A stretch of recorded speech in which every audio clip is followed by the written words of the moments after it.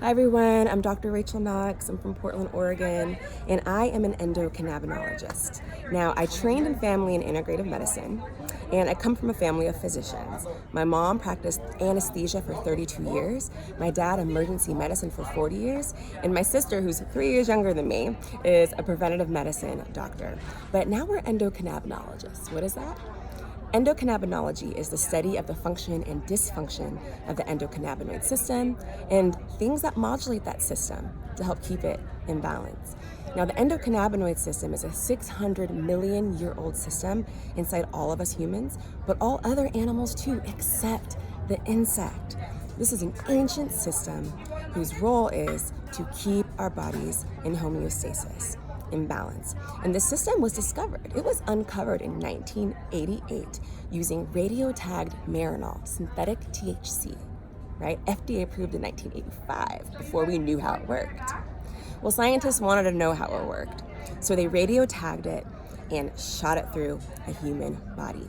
And what they discovered were the first receptors called CB1, well populated throughout the brain and the rest of the peripheral nervous system, but also on end organs. So now we know that cannabinoid receptors exist on every cell membrane in every cell of our body. But the endocannabinoid system is also made of the ligands that bind to those receptors, right, and initiate an action.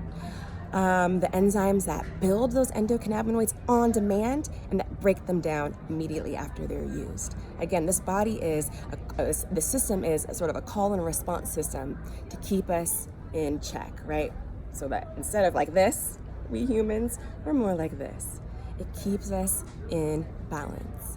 But in this day and age, we're so stressed with chemicals, prescription drugs, challenging relationships, stressful work environments, chemical pollutants, low quality foods that we're stressing the system out.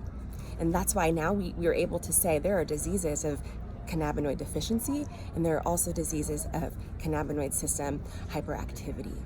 So that's what I do. I study this incredible system, the endocannabinoid system, because it's the clinician, the physician, the healthcare provider's job to understand the physiology first. We need to understand the systems inside of our body so that we can apply medicines to that system, whether it's a pharmaceutical drug or a plant-based medicine that has tons of phytochemicals in it, like cannabis. So in our clinics, the American Cannabinoid Clinics that we founded in 2015, we see patients for their medical conditions, chronic pain, seizures, etc. We talk about the integration of cannabis, other botanical substances, and Cannabinometics, which are substances and practices with cannabinoid-like properties or that mimic, stimulate, or support the endocannabinoid system to bring it back into balance. Some really great examples are yoga and acupuncture and deep breathing and meditation and exercise. Those modalities have been shown in studies to release our own endocannabinoids, to modulate our system, to bring us back into balance, reduce stress, treat pain. The list goes on. This system is fascinating. The science and the physiology of cannabis and the endocannabinoid system are fascinating, and the practice of cannabinoid medicine is a nascent field that is emerging, and we couldn't be more excited. We do believe we will see the subspecialty of endocannabinology and cannabinoid medicine in a few short years. So that's what I do as a clinician, but I'm also an advocate. I'm the chair of the Oregon Cannabis Commission. I'm also the medical chair for the Minority Cannabis Business Association. And in my roles in those organizations, I'm tasked with protecting patients and people of color. So patient and social equity. Now, the cannabis industry has really confronted us. It's forced us to think about a lot of societal inequities. And social equity is a big deal here in the United States, but it's important worldwide, right? Cannabis was weaponized against people of color. Now, we've known for a long time that all people use cannabis at similar rates, meaning they possess, they use, they share, they sell at similar rates.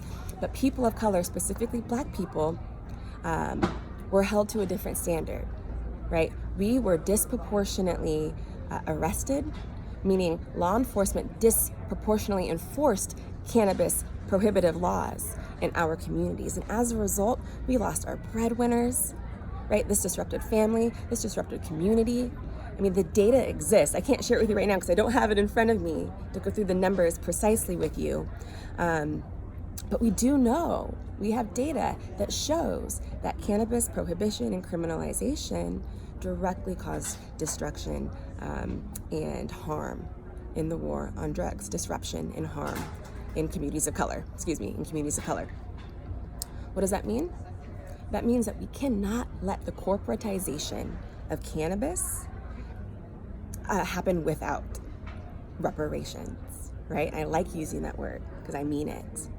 We need cannabis that was weaponized against our communities to also be used to restore our communities. It's not just about giving people of color jobs in the industry.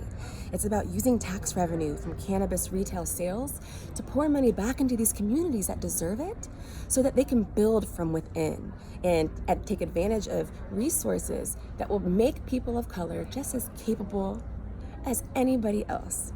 Right? Because we too had been given resources in our community from which to grow, to shine, and to know that we are just as capable to do whatever we want with our lives as anyone else. Maybe a person of color wants to own a dispensary in their community, or maybe this person of color wants to be a doctor one day, like me. Equity means that they're treated the same and that they have the same opportunities and can make the same choices. But we know our communities need capital resources. We need money infused into our communities to do that. Cannabis tax revenue. The cannabis industry being $1 billion, if not $1 trillion industry in very short order, can be the resource for that. So again, it directly caused a lot of disruption in our communities, especially here in the United States, and we can benefit from it too by way of restoring those communities. So where does this all fit together? This medicine and my advocacy hat around social equity? Well, it all lands in health equity. We all deserve good health. In 2019, in this day and age, there are things that are out of control that are causing sickness. We need information. 1, we all need to know we have an endocannabinoid system. 2, we all need to know ways that we can modulate the system in our day-to-day life. I can eat natural whole foods if I have access to them, right? I can avoid toxic, unhealthy relationships. I can meditate. I can do some stretching. I can exercise. I can use plants as medicine. I can use cannabis as medicine. But it takes an understanding of how to use all of these things intentionally, because these are all democratic. We don't need prescription pads to access these things unless they're just not accessible by way of resources. But anyways, at the end of the day, it's so that I and you and everyone else can make choices and have access to those choices so that we can be healthy and whole people. That is health equity. Everybody having the equal opportunity with equal access to thought processes and tangible goods that will keep us healthy. For a very quick synopsis of what I just talked about, especially in terms of the medicine and the science, I would encourage you to Google Dr. Rachel Knox and TED Talk, and you can see my 15-minute summary of the history of cannabis and the physiology of the endocannabinoid system needing to be taught to healthcare students. So just Google TEDx Portland and Dr. Rachel Knox, and you'll get that rundown. You could also visit drsknox.com to learn more about my family and our practice of medicine. So I hope this was informative. I hope I might have piqued your curiosity, and yeah, Google us. And thank you for having me.